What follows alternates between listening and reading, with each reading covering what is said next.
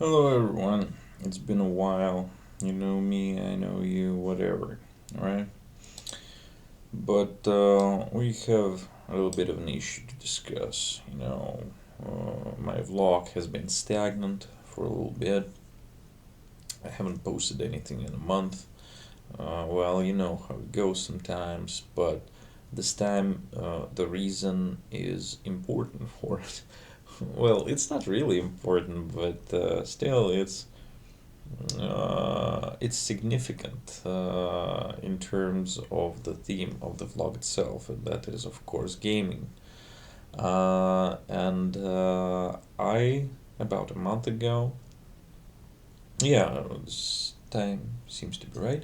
About a month ago, I bought Metaphor ReFantazio, the hit game of 2024, and I have completed it yesterday. Just so you know, I have played it for a long time. I have played it at least 1 hour a day for the most part, of course. Sometimes I give it more attention. I would even say I give it more attention than it deserves. But still, this game is annoying. It's I like it. There are things that I like, but there are things that are hella annoying. And let me, tell you what I mean by that. As we all know, the game, the Metaphor Fantasio, is JRPG made by Atlas, and it is made by a new studio, Studio Zero, if I believe correctly. And these people, they are the remnants, or basically it's a team that worked for development of Persona 3, 4, and 5. And it surely shows, it surely shows. So it was a long-awaited game for many fans of the Persona series, and there are a lot of them nowadays. After Persona 5, released in 2017, I believe, the Persona fandom like exploded. And yeah, this game was awaited, and this game is kind of loved, but I always, for the last couple of years, I noticed something strange. When the game released, it's like discussion around it just halted. It's like there were a myriad of reviews that were like, yeah, yeah, game of the year. And after that, it's nothing. It's just dead silence. There is no memes, no kind of additional content, no DLCs, because we know who we're dealing with.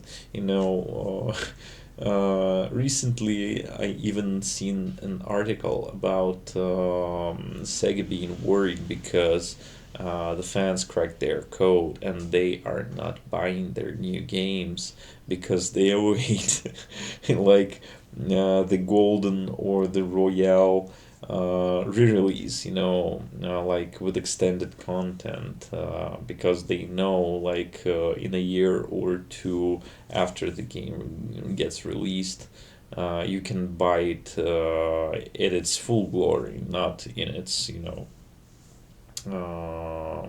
basic function level. Anyway, maybe that's what happened with Metaphor.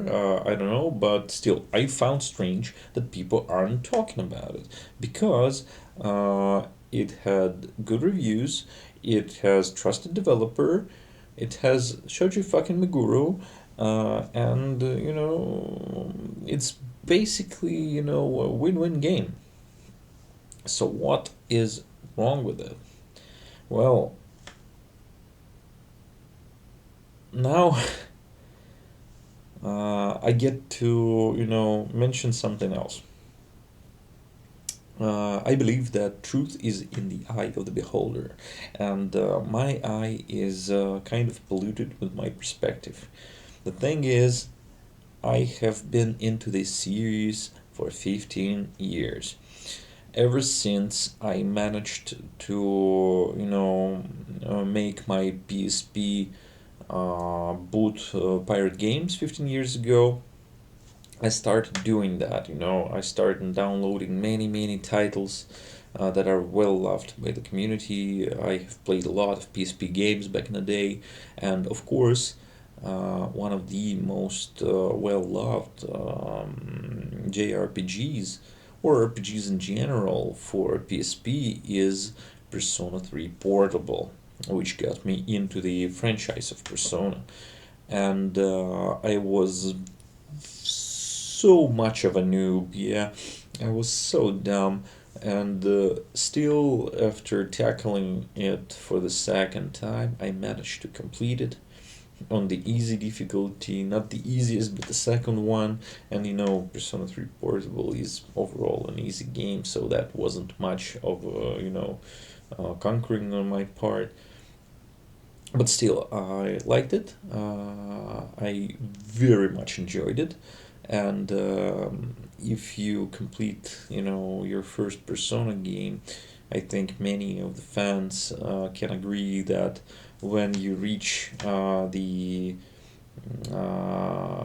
end titles of the game, when these charming music plays and there are, you know, pictures of your journey, it gets a little bit sentimental. And for me, it certainly did at the time. Well, I was a kid then, so that can add to the context.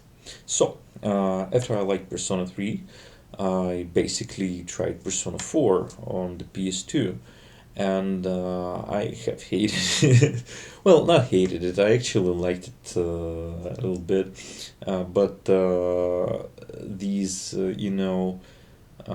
game being a little bit too much of an anime, and main hero being a little bit too much of a Mary Sue in that regard, really grinded me, tired. I didn't like Persona 4 compared to Persona 3. So I tried Persona 3 FS, and it was annoying gameplay wise, so that's when I dropped it. Later, when Persona 5 came out, I got as a present PS3 with Persona 5, and I have completed it. And I liked it very much. It was a very good game, even though a little bit easy. But to me, it seemed like they have perfected the formula, the Persona formula, because it had a great amount of style with blended with the story. Even though the game, especially in the reruns, you understand that it takes a lot of time to get it going. It's like tutorial sections in this game take like at least 5 hours, maybe more. And yeah, I like Persona 5, but on the other hand, as I started getting older, some of the glamour started to fall off, and I started to see it for what it is. And this is a story about teenagers, rebellion, and injustice that occurred to them. And to me personally, Persona 5 had the best antagonists in the series. Persona 3 and Persona 4 wasn't really good. I played also Persona 2 Innocent Sin. Easy game, I know, but I really enjoyed it. And maybe that was even better, but still, if we talk about emotional involvement, I think Persona 5 gets you a better deal in terms of antagonists. So, one of the few things I've heard about Metaphor ReFantazio is that developers now, they are not burned by Persona franchise, so they are moving on to their own new franchise with their own new brand ideas. And the antagonists, they say, are very cool. You know, the main antagonist, of course, Louise.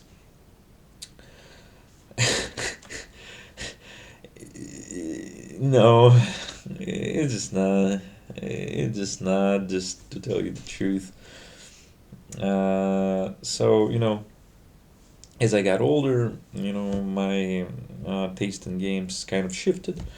I need more in a game than style of a substance, but this game, it's very much is. It's Persona 5, the sequel.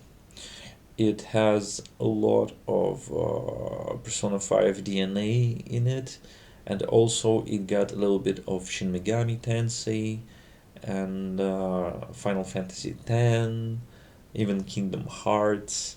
There are so many influences in terms of story and in terms of game design, but let me, start from the start.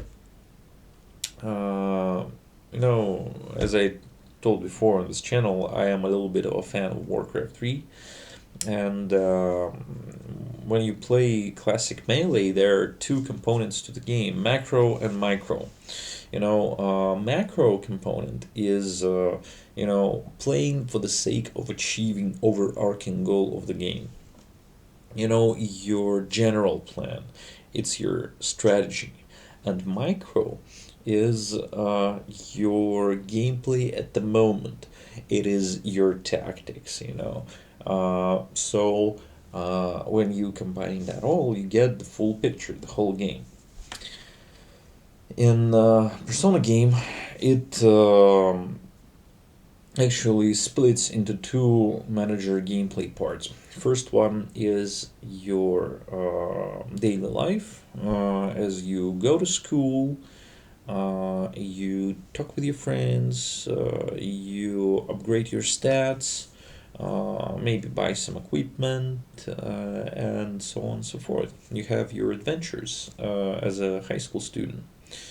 On the lower end, on the tactics and the micro level, you get the dungeons themselves. You fight with demons, shadows, whatever, and trying to conquer the palace in one day, like everyone else does. And here they just pretty much took the macro part from the Persona, just pretty much completely. They slightly refined it, I admit. What you get is a calendar, but it's not a whole year. It's only a little bit less than half a year. And you get your social links. Now they're called followers, not even confidants. They once again inventing the wheel from the beginning. But what I really enjoyed is that there is not that much of them. They have only 8 levels of progression compared to 10. And there is not much in terms of fillers in these stories. They have a very good, well, not always, but some of them have very decent progression rewards. And yeah, in that term, the game is slightly better. Also, which is very important, is what the most important problem was with Persona, not only for me, but for some other people, is that if you want to progress these social links faster, what you want is to pick right dialogue options. And right dialogue options are just, about feeding the narrative for the people. It's like you're just bathing your your friends with compliments and something else. You just tell them what they want to hear. That's how you get a lot of progression on your social link, not necessarily what they need to hear from you as a friend. And that always bugged me, and I know that I'm not the only one about that. Here, they kind of get rid of it, but kind of not, because if you pick those, as I said before, right, quote unquote, right dialogue options, you just get a lot of currency. There is a magla currency, which you spend on upgrading your archetypes, and that is what it is. Archetypes, as we have mentioned them, uh, now stand in the position of personas in the previous games, but not really. They are more like jobs. I have played Yakuza 7 recently, as you have maybe know, and that's pretty much it. You can't change them in the middle of the fight, but you can change them in the middle of the dungeon. So that is neat. Also, you can upgrade them while transmitting to some of them the abilities of the other archetypes that you have leveled up. So if you are level 15 at one job, you can mission mash some of the abilities, be it passives or actives, to the main job of your choosing, main archetype, which is cool. I actually like that. But the problem with it is that if you want to have a good, clean progression to your characters, you basically have to level them up, not catering to your own wants and preferences, but to special routes. If you want to get your own, for the each character their high level archetype, you have to level up specific archetypes in specific order. Well, not necessarily order, but still. And that fucking sucks, man. It's the illusion of the free choice. And that really bothered me, because when I started, I kind of flipped the classes a little bit, and it basically meant that my Stroll, which was almost level 20 mage, just wasted his XP for no fucking reason, because his progression doesn't mean anything, and he doesn't have all that magic stat anyway, and that was stupid. I felt stupid, even though the game didn't tell me until after about it. That's and the other issue with the macro portion of the game. It's used formula. It's illusion of the free choice. Because in modern Persona games you don't get to level up your teammates in complex manner. Here you have kind of a way to do it, but it's not the optimal way. The optimal way is still straightforward way, mostly. Still, gameplay wise, that's what Persona DNA is all about. You get your quest, which says, well, you have several days to take care of a dungeon or your personal things. That's what you do, and then you get another chunk of the main story. That is all right.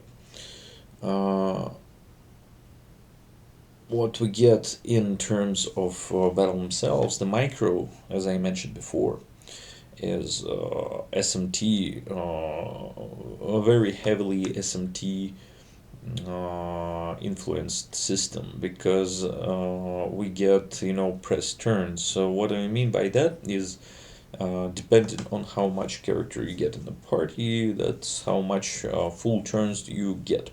And if you crit with melee attack, or you use the enemy weakness, or something in that matter, you use not the full turn but only half of it, and so you get half of a turn for the later use. But your party members, they cycle in the specific order, no, depending on your agility stat, of course. And that's why you pretty much have to develop a certain, rhythm for your party to deal with the challenge ahead. It's not that convoluted, but it is a welcome change of pace from Persona, I admit. That is good. That's pretty much what I wanted to tell about the legacy of Persona as an SMT involving the gameplay. Now let's get to the back. Oh, no, another one good thing, and that is a great thing. It is the thing that ranks the game so much higher for me, so much higher for me than it deserves, and that is the soundtrack. Shoji Meguro, you beautiful bastard, you know how to do it. Thank you, thank you. You've done some better work sometimes in the past, but I really respect what you did here. Thank you. You're a good man. Anyway, now we're getting to the story. Like, many people in the internet, they dare to claim that this game has a great story, but I think it doesn't. I think they have moments that are very well done. They have some characters that are sometimes really good, uh, and they have developed a setting that has some interesting ideas in it, and great potential. In other things, it is pretty much stupid. Uh, Also, it is pretty much, Persona through and through. Even though the game now is not about, high schoolers, teenagers, going on about conquering their inner demons, and their problems, maturing, tackling the society. Now it's about more of a grown cast, and they somehow, have the entire tempo of a journey is the same. It's not really great.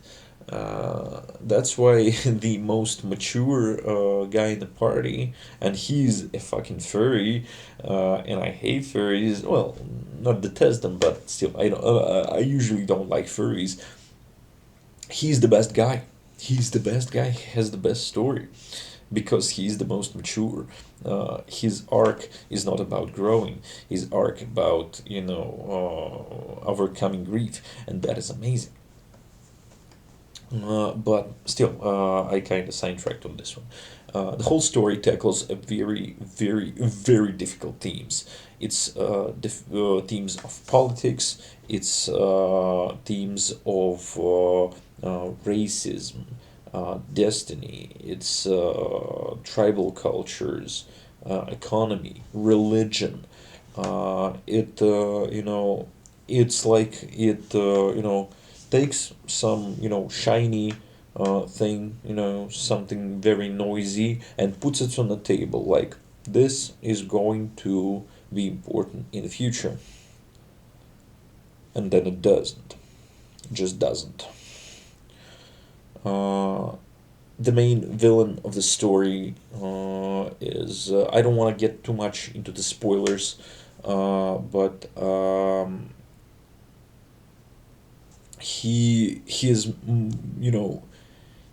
he gets to be one of the most popular political figures in the world just because he is libertarian and nihilist, and that is so stupid. That is so stupid. I don't believe that in a world where good half of the population are old people, very young people, like women or impoverished.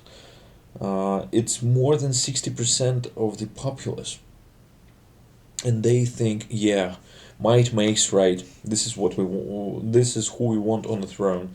This is so moronic. This is so fucking stupid.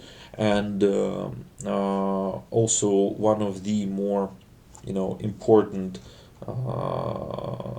factions uh, in the in the lore of this game is local church. Kind of Christian, not really Sanctus Church.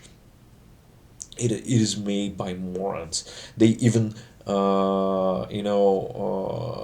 speak in a dark room on their thrones like they are the you know like they're just a bunch of the super villains, and they're laughing like ha ha ha ha ha.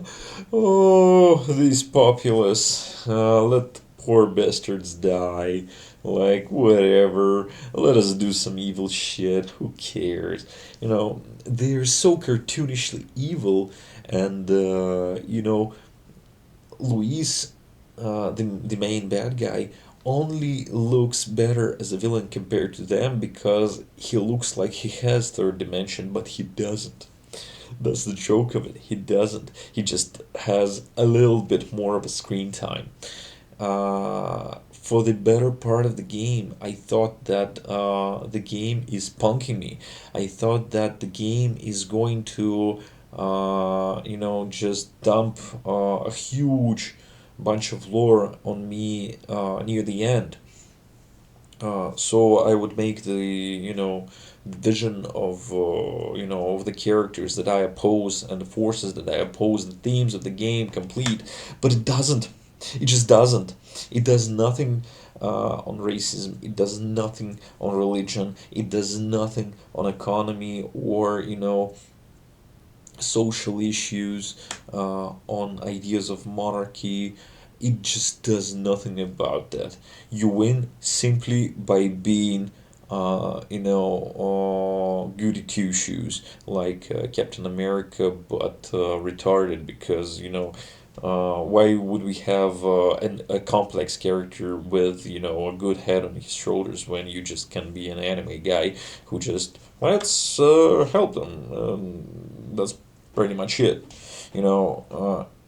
Nothing goes ever harder than that, and it's so bad. It's so bad. Um, when this game ended, and let me tell you, I put 100 hours into it. Of course, there are about 5 to 7 hours that were, AFK, but still, at least 90 hours of it I put into it. I completed 95% of the content, and I felt relief. Not the sense of a completion, not the sense of being happy that I have experienced that, not the joy. I felt the sense of the relief because it was over. I was very, very unhappy with many things in this game, but there were some good things in this game. It's one of the most 7 out of 10 games that I have ever played. I am glad that I have played it, and all the while I am not happy that I have played it.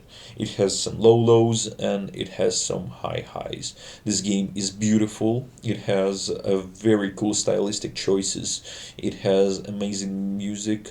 some cool character ideas, even though some of them went nowhere. Most of them really. The cast of characters is a little bit, you know, not bland, but they are the best in modern Persona games. I think in some way I like them more than the cast of Persona 4, for example. But I think it could be much better. So if you want my opinion on this matter, should you get it? I think if you're the fan, you can. You know, it will be alright. Maybe you would have a great time. Maybe you are not me.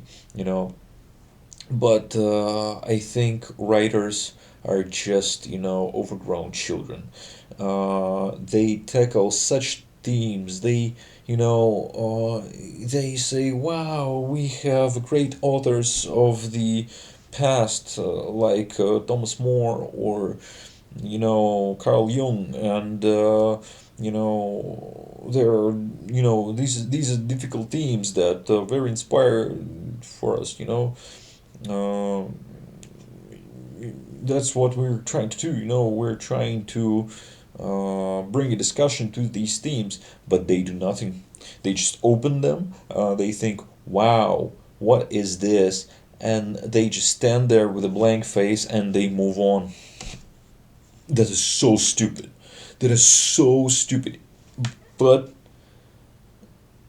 I think they have mastered their style over substance formula. The side of the style is really good. The pacing should be changed because, the story gets very much predictable for anyone who played the previous Persona games. You know when you get something, there is no shock value at all. Some of the most retarded things in the script happen only because of the magic, and that is annoying. It is annoying, and if the writers I think they should not scale up, from the Tokyo or something to the whole, fantasy country, but scale down. Sort of like Persona 4, but even less. I think get more into the characters and not necessarily the setting. I think the future is there. I think there is a lot to perfect. Some people really like to compare this game to the best game on many accounts of 2025, Clair Obscur Expedition 33, I believe this game's called. I haven't played it yet. Some of my friends have played and really, really liked it. I think I will play it in the future. Not really right now. I'm sort of tired. Uh, but these are a little bit of a different beasts, I think. But still, I would like to check it out later and see if comparison is really, deserves an attention. Meanwhile, as I have may have told you in the previous videos, I have came back to the tabletop role playing. It was good. I have ran about 4 games of Pathfinder Second Edition, and maybe I will do a different video on that. And there are some things that I like, some things I don't. But the thing is, I'm coming back to Starfinder. I'm going to run Starfinder First Edition for my friends, and I hope we will have a good time. But anyway, that's my opinion on Metaphor. If you have any questions for me, feel free to ask, and until next time.